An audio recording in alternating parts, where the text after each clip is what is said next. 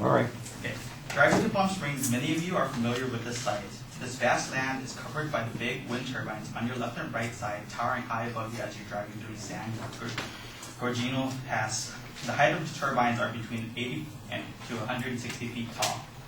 What I'm going to delve into today are the negative impacts of wind farms. I've always was interested in power, starting from nuclear power, solar power, wind power, and fossil fuels. Some of you may be wondering how this would affect you, and the way it does is that the people living in the areas near wind farms, they're actually negatively impacted by the wind farms themselves, and because they are impacted that way, we can live our lives the way that we do without any cause for concern. Today I'll illustrate to you the brief history of a windmill and what a wind farm is, how it negatively affects people, and how it affects the environment and animals.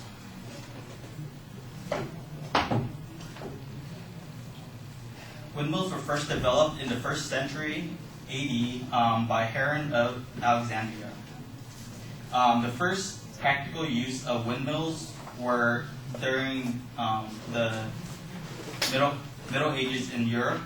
They were first used to grind wheat into flour and then corn into cornmeal. In the U.S., the 1970s was the first usage. They were crudely built. They were made out of wood and car parts. In the 1980s, Intertech Corp in Vermont made the first commercially viable wind turbine, and it produced 1.8 kilowatts. And in the 1990s, that's where we came to where we are today with the metal pole, concrete base, and then the big wind turbines.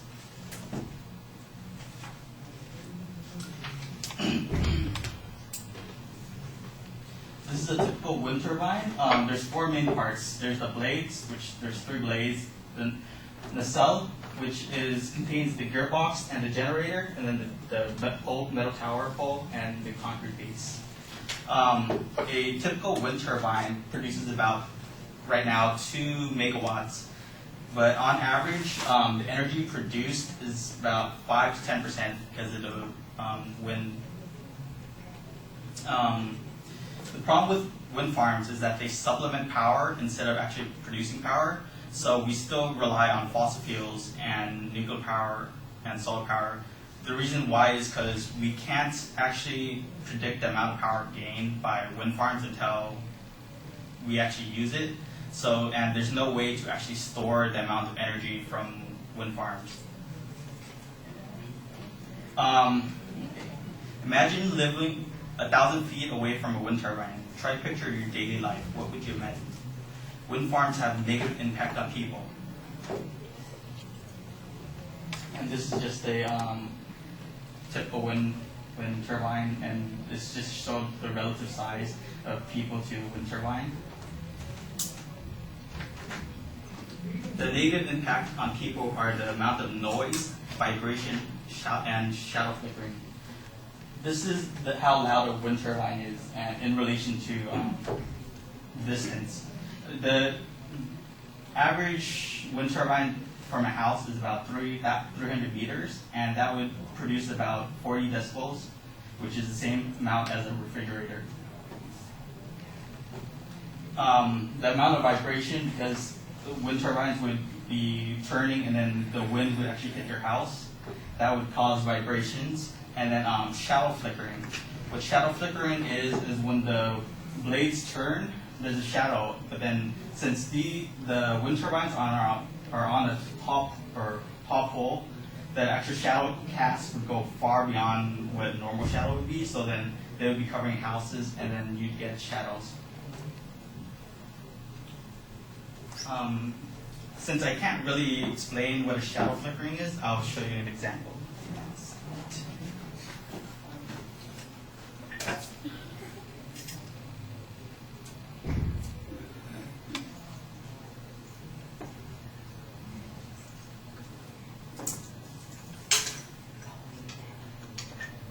This is just a little bit of shadow flickering around here.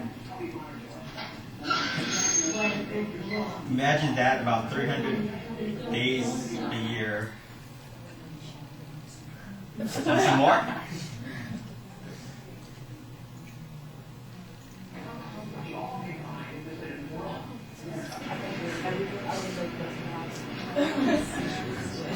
This is my kitchen.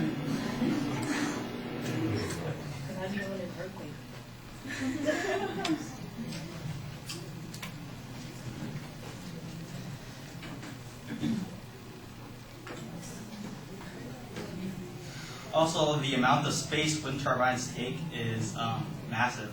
The average wind farm has about 300 wind turbines in one small area, and that's just a small to medium wind farm. So, okay. And stemming from that, since there are about 300 in one area, the way that winds work is that there's a low pressure current and a high pressure current, and then most of that is coming from the ocean. So when the wind blows, it's coming inland. And then the higher you are, the more power the wind has. So that's why most wind farms are on higher elevation than sea level. And then most of them are on near the top of mountains. And that is why animals are affected.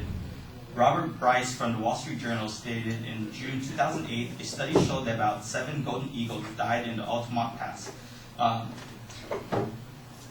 The Altamont Pass is about 20 miles east of Oakland. The government has not find any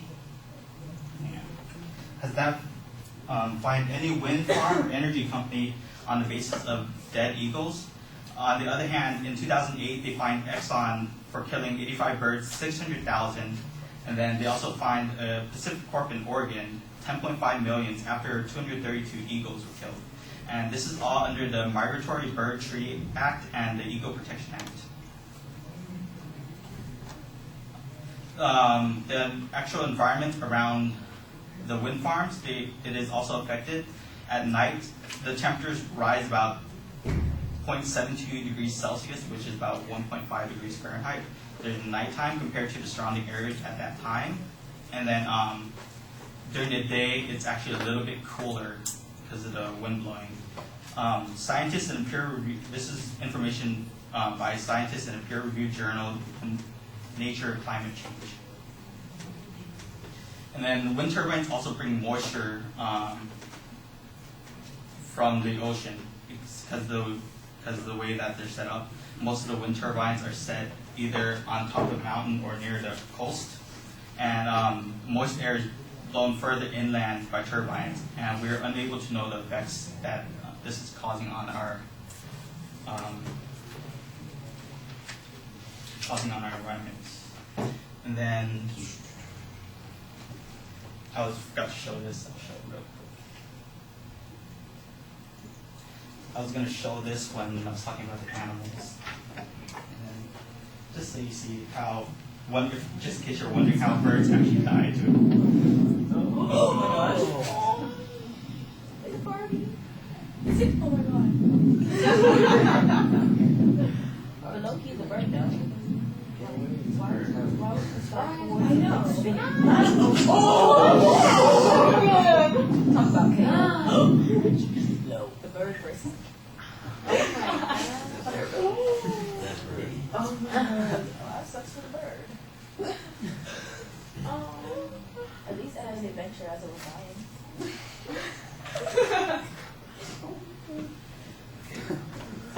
I've shown today what wind farms are and how they evolved from windmills, the negative impact of wind farms on people, and the negative impact of wind farms on animals and the environment. I hope the information today I brought forth today has blown you away.